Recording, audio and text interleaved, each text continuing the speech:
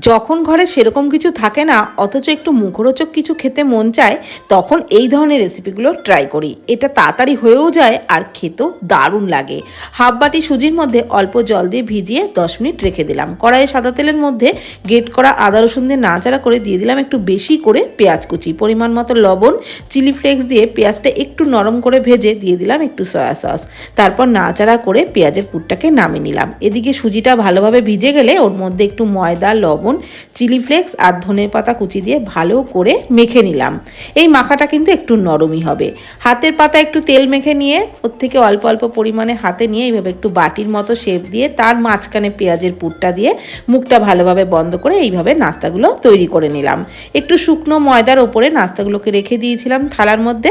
তারপর কড়াইয়ের জলের মধ্যে একটা ছিদ্রযুক্ত থালা বসিয়ে তার উপরে নাস্তাগুলো দিয়ে ঠিক 10 থেকে 15 মিনিট মতন ভাপিয়ে নিয়েছিলাম। তারপরে একটু টেস্টটা বাড়ানোর জন্য কড়াই বা ফ্রাইং প্যানে সাদা তেলের মধ্যে উল্টে পাল্টে লালচে করে ভেজে নিলেই তৈরি হয়ে যাবে একদম ইউনিক স্বাদের দুর্দান্ত টেস্টি নাস্তা। সসের সাথে দারুণ লাগে।